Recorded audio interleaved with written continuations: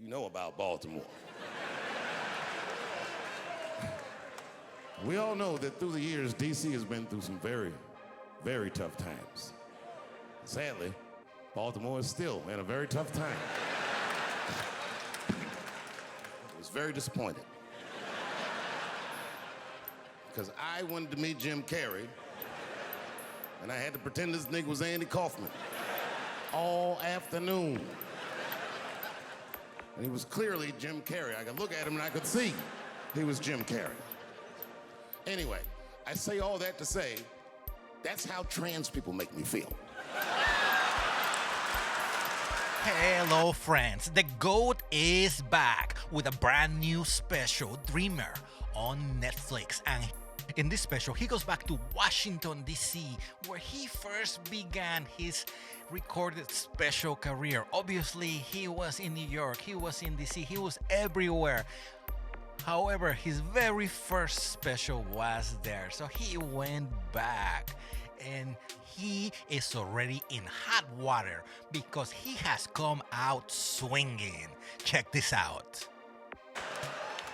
I'm not fucking with those people anymore.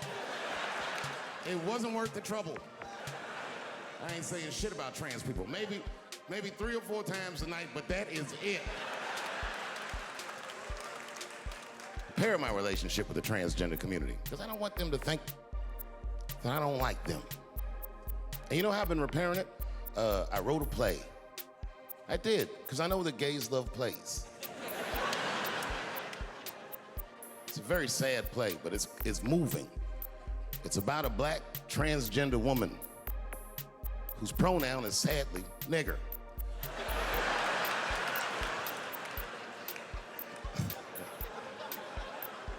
It's a tearjerker.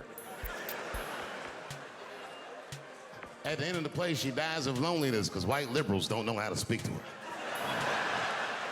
Sad. This topic has landed him in such hot water because obviously it is a touchy subject and he keeps going into it. What do you guys think? Comment below and let me know what your opinion is on it. Go to the strip club. It has nothing to do with sex, you understand? I need a pinch of sexual energy in the room to relax, but it's more about being out. I like the music.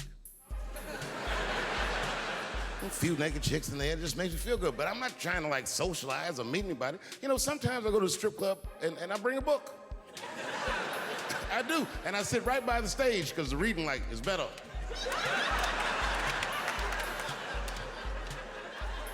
Although this sequence right here is hilarious because, well, obviously it's a much talked about subject.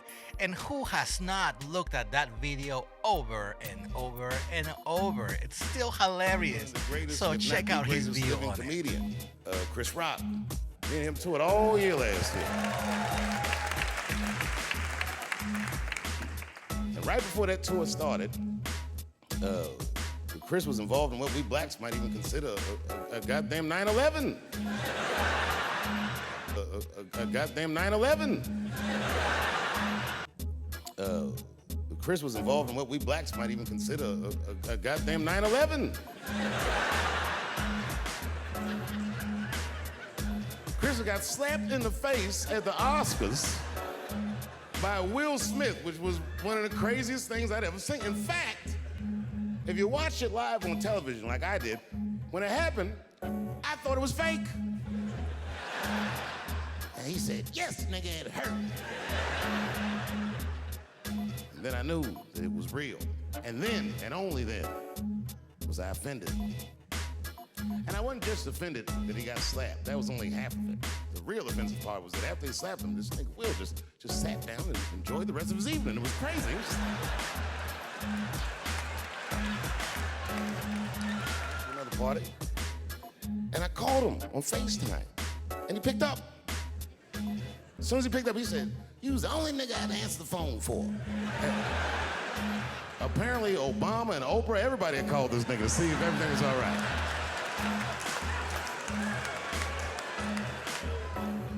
Went so hard in the paint And I can't believe he did this. He shocked a Baltimore And of crowd. I didn't even course, know that was the possible. I GOAT started doing comedy would around. not Shocked him. go And you know what he said that without got giving him? us a little bit of He wisdom looked at the crowd. like He walked, this. I didn't expect him to say this. He looked at the crowd. It was all black, Baltimore black.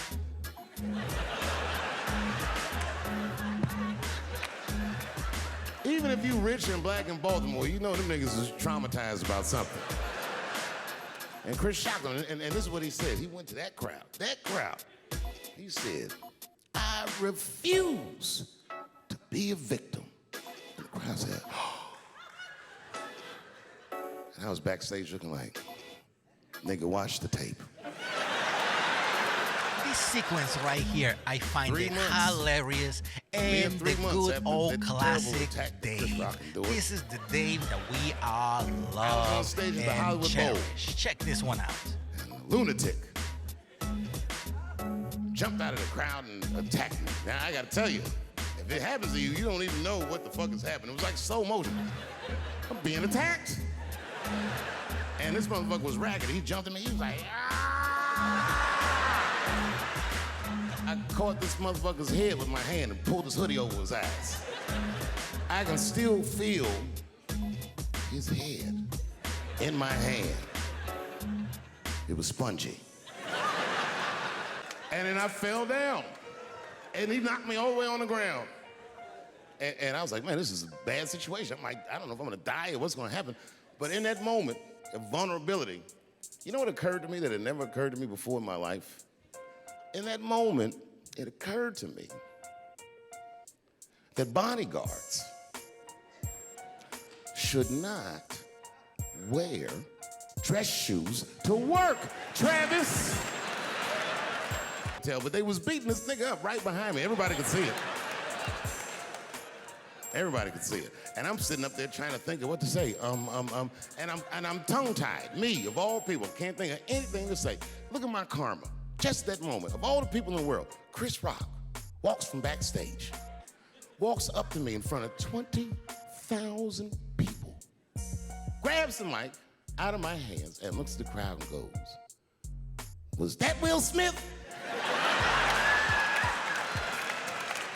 Man, motherfuckers fell out of their chairs laughing. Feel the special? Let me know in the comments. I want to Before know. that, I'd been making fun of Chris Rock. And people would ask me all the time. They'd say, Dave, what would you do if you were Chris Rock and Will Smith slapped you in the face?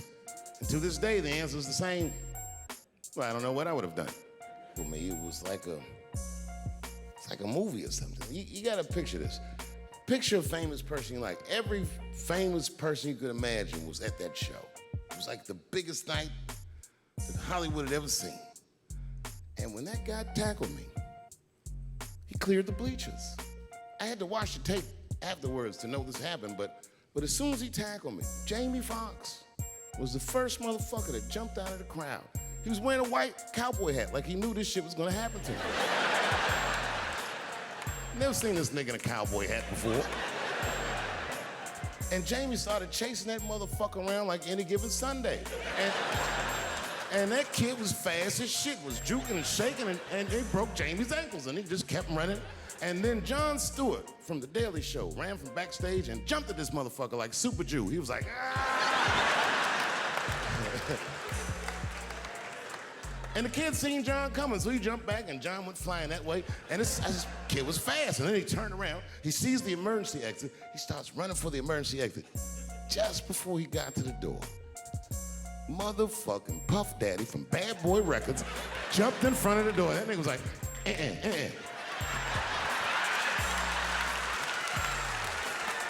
Boy,